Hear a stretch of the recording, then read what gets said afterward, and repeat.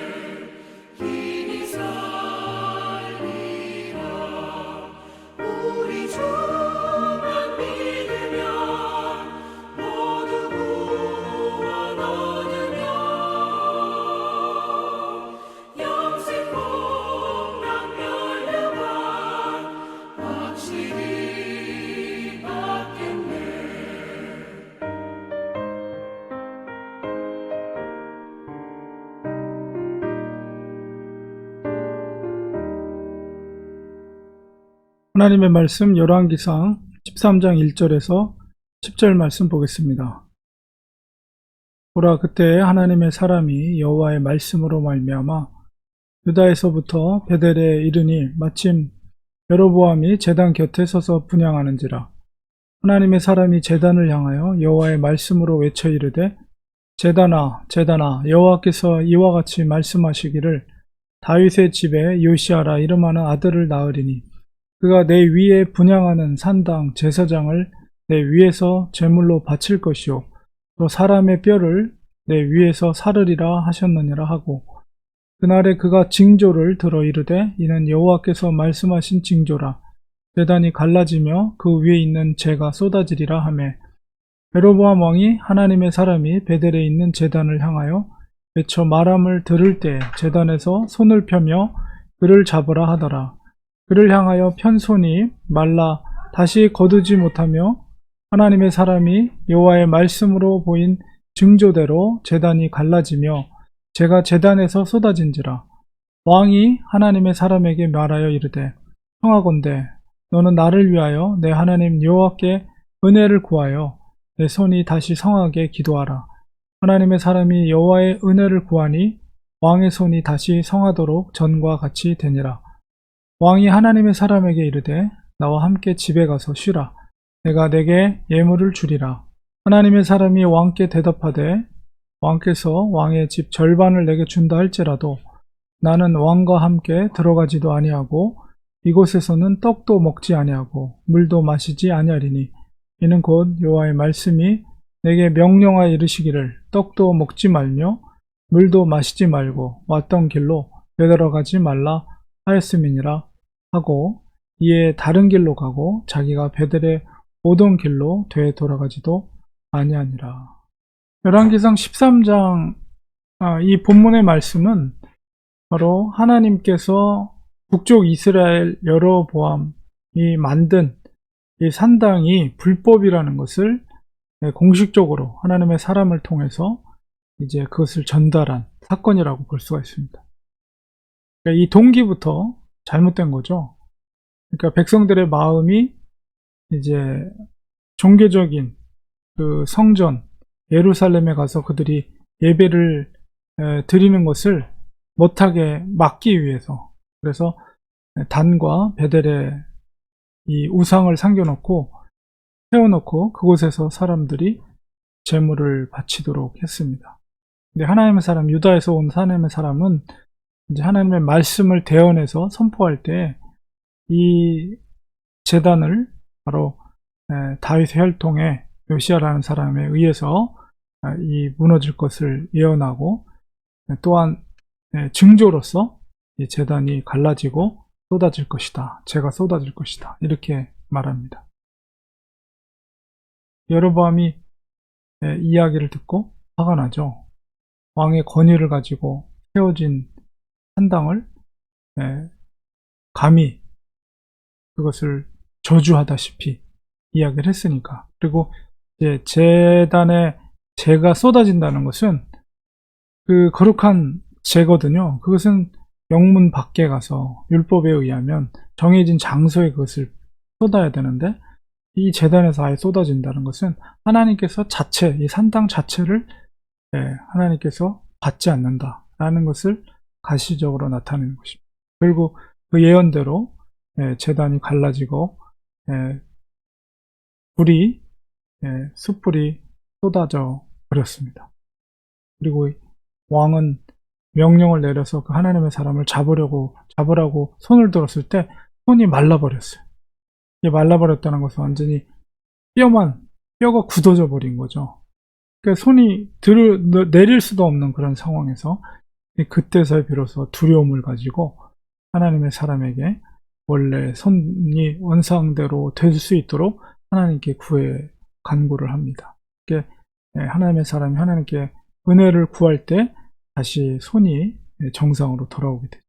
이런 모든 일들이 바로 하나님께서 이 제단을 불법으로 하나님께서 분명하게 여로보암에게 알게 한 사건이라고 볼 수가 있습니다. 왕은 그때서 비로소 이 하나님의 사람을 이제 자기 집으로 초청하고 뭔가 예물을 드려서 뭔가 구슬리려는 그 마음을 돌이키려고 하는 노력을 시도하지만, 이 하나님의 사람은 하나님의 말씀대로 준행할 때 하나님의 명령이 바로 그곳에서 먹지도 말고 마시지도 말고 왔던 길로 되돌아가지도 말라, 다른 길로 가라는 거죠.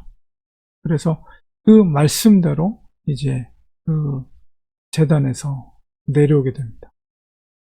그러니까 솔로몬이 범죄한 것에 대해서 하나님께서 분명히 그 징계하셨는데, 그래서 나라를 둘로 쪼갰는데, 이 여로보암도 그것을 알았다면, 그리고 하나님의 말씀을 들었다면 절대로 이렇게 하지 말았어야 되는 것을 행한 거죠.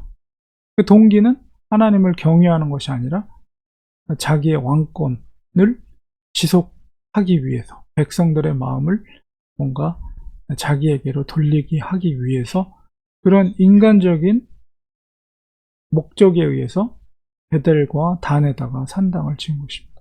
그것에 대해서 하나님께서 하나님의 사람을 통해서 공식적으로 이것은 불법이다라는 것을 이야기하고 있는 거죠. 그래서 하나님의 엄중함, 하나님께서 정말 이렇게 나라를 둘로 쪼개기까지 하셨는데도 불구하고 남쪽 유다나 북쪽 이스라엘이 이렇게 하나님의 말씀을 듣지 않는 결과가 결국은 땅을 빼앗기는 거죠.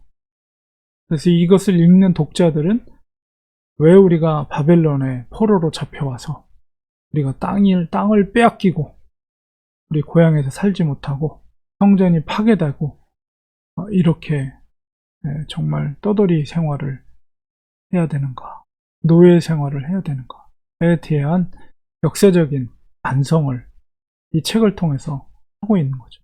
그래서 사무엘 상하나 열왕기 상하는 선지자적인 관점에서 기록이 되어 있기 때문에 왕들의 잘못에 대해서 분명하게 신랄하게 그것을 기록하고 있는 것이죠. 특별히 북쪽 이스라엘, 그것도 에브라임 지파면 요셉의 지파인데 에브라임 지파의 이스라엘 첫 번째 왕인 여로보암 때부터 이렇게 우상을 만들고 하나님의 법도를 깨뜨리고 이렇게 왕가가 이스라엘 북쪽 이스라엘 왕이 이렇게 악한 행위로부터 시작된다는 것 자체가 비극적인 종말로 나라가 끝날 것에 대한 예고라고 볼 수가 있습니다.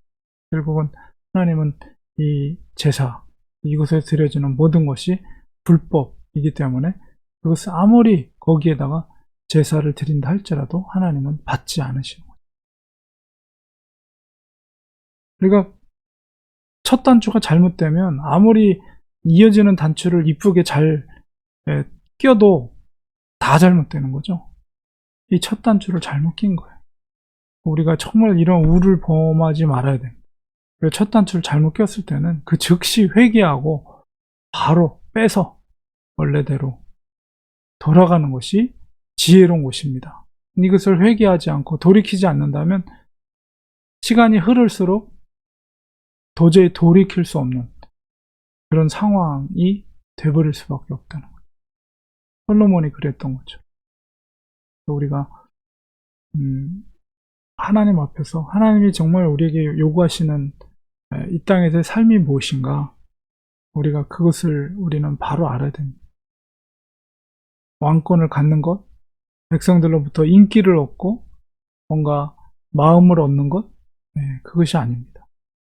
하나님께 마음을 얻는 것, 하나님이 인정해주는 인생이 되는 것, 우리는 그것을 우리의 삶의 목적으로 두고 살아야 되겠습니다. 기도하겠습니다. 하나님 아버지, 오늘 말씀을 통해서 바로 북쪽 이스라엘 베델의 산당, 산당이 깨지고 숯불이 그곳에 쏟아지는 그런 것을 통해서 하나님, 이것은 불법이라는 것을 엄중하게 여로보암에게 하나님께서 징계를 하신 말씀을 보았습니다. 하나님, 이 땅에 살면서 우리가 무엇을 위해서 살아야 되겠습니까? 어떤 높은 위치, 자리, 사람들로부터 우러름을 받고 칭찬을 듣는 것, 그것이 아니라 정말 하나님 앞에 인정되는 인생을 사는 우리들이 되게 하여 주시옵소서. 예수님의 이름으로 기도합니다. 아멘. 이 시간에 우리 같이 말씀을 기억하면서 기도하기 원합니다. 세상 사람들이 우리를 알아주지 않는다 할지라도 중요한 것은 하나님이 그 인생을 인정해 준다면 그 인생이야말로 성공한 인생, 승리한 인생이다. 우리가 이 땅에서 무엇을 위해서 살 것인가? 라고 했을 때 말씀을 항상 기억하면서 하나님 앞에 인정받는 인생이 되게 하여 주시옵소서. 교회가 크고 작고가 중요한 것이 아니라 어떤 교회를 섬기든지 간에 정말 하나님이 기뻐하시는 계명을 지키고 말씀을 따라 사는 우리가 되게 하여 주옵소서. 이런 기도 드리기 원합니다. 오늘 특별히 또 어린이날이죠. 한국에서는 특별히 우리 자녀들 위해서 또 기도할 때 하나님, 우리의 믿음의 유산들을 자녀들에게 잘 물려줄 수 있는 저희들이 되게 하시고, 무엇보다도 기도의 사람들이 되게 해주셔서 가정을 위해, 자녀를 위해서 늘 기도하는 기도의 부모가 되게 하여 주시옵소서. 자녀들을 하나님께서 인도하여 주시옵소서. 하나님의 기뻐하시는 길로 인도하여 주옵소서. 이런 기도 드리기 원합니다. 교회를 위해서 기도해 주시고, 또 조속하게 이 코로나가 끝나고 우리가 대면해서 예배드릴 수 있는 그날이 어서속히 올 수 있도록 기도해 주시고, 우리 교회가 정말 복음을 전하는, 그리고 한 마음으로 성도님들 한 마음으로 주님 복음 전파, 복음 증인의 삶을 사는 우리 교회가 될 수 있도록 우리 이런 기도의 제목으로 합심하여 간절히 기도하겠습니다. 하나님 아버지, 시간 주님 앞에 기도합니다. 하나님, 오늘 말씀을 기억하면서 우리가 이 땅에 살면서 어떤 인생을 살 것인가, 사람들한테 인기를 얻고 사람들로부터 우러름을 받고 높은 지위를 누리고 많은 돈을 벌고 그런 것이 아니라 정말 하나님 앞에 인정받는 인생이 될 수 있도록 도와주시옵소서. 하나님을 사랑하고 하나님을 우리 삶의 우리 인생의 주인으로 여기고 하나님이 기뻐하시는 뜻대로 순종하며 사는 저희들이 될 수 있도록 도와주시옵소서. 저희들은 부족하고 연약하오니 하나님 능력 주시고 힘 주시고 주님의 그 맡긴 사명 잘 감당할 수 있는 저희들이 될 수 있도록 도와주시옵소서. 하나님 아버지, 또 우리 자녀들을 위해 기도합니다. 우리 믿음의 유산을 잘 자녀들에게 물려줄 수 있는 저희들이 되게 하시고, 무엇보다도 기도의 부모 역할을 감당하게 하여 주셔서 우리의 미련함과 연약함을 주님 앞에 고백하고 하나님의 도움을 구하며 기도함으로 하나님의 도와주셔서 자녀들이 믿음의 자녀들이 될 수 있도록 하나님 지켜주었기만을 간절히 바라고 원하옵나이다. 아버지여, 성도들의 가정을 지켜주시옵시고 늘 주님의 평강과 또 사랑이 충만한 성도들의 가정이 될 수 있도록 도와주시옵소서. 모든 가족들이 하나님을 섬기고 하나님을 믿을 수 있는 믿음의 자녀들 될 수 있도록 축복하여 주시옵소서. 하나님, 우리 교회를 사랑해 주시고 우리 교회가 정말 주님의 복음을 전하고 우리 성도들 한 분 한 분이 예수 그리스도의 부활의 증인의 삶을 살 수 있는 우리 성도들 모두가 될 수 있도록 하나님 축복하여 주시옵소서. 지역의 복음화뿐만 아니라 세계 복음화를 위해서 우리가 힘쓸 수 있는 저희들이 될 수 있도록 인도하여 주시옵소서. 하나님, 코로나가 어서속히 종식되게 하여 주시고 우리가 대면하여 예배드릴 수 있는 그날이 어서속히 올 수 있도록 하나님 도와주었기만을 간절히 바라고 원합나이다. 긍휼의 은혜를 베풀어 주시옵소서. 세계 곳곳에 흩어져 있는 주님의 종들, 선교사님들 특별히 사랑해 주시고 특별히 인도와 파키스탄에 정말 어려운 상황 가운데 있사오니 그곳에 있는 불쌍한 영혼들 긍휼히 여겨주시고 또 코로나로 고통당하는 우리 선교사님들 또 그 영혼들을 불쌍히 여겨주셔서 하나님 도와주셔서 깨끗하게 치유되게 하시고 그것을 병을 이길 수 있는 힘을 주님께서 공급해 주셨기만을 간절히 바라고 합니다. 오늘도 성령 충만한 복된 하루 될 수 있도록 하나님 축복해 주시고 함께하여 주시옵소서. 예수님의 이름으로 기도합나이다. 아멘. 이 시간에 우리 축도로 예배 마치겠습니다. 이전에 예수 그리스도의 은혜와 하나님의 크신 사랑하심과 성령님의 함께하심 도우심의 은혜가 우리 사랑하는 성도들 머리 위에, 가정 위에, 우리가 교회, 우리가 섬기는 교회 위에 지금부터 영원까지 함께 계실지어다. 아멘. 예배를 마쳤습니다. 오늘 5월 5일인데요. 어린이날은 항상 좋은 것 같아요. 우리 특별히 자녀들과 가족분들과 뜻깊은 시간 보내시기를 바랍니다. 내일 아침에 또 예배 자리에서 뵙도록 하겠습니다. 고맙습니다. 감사합니다.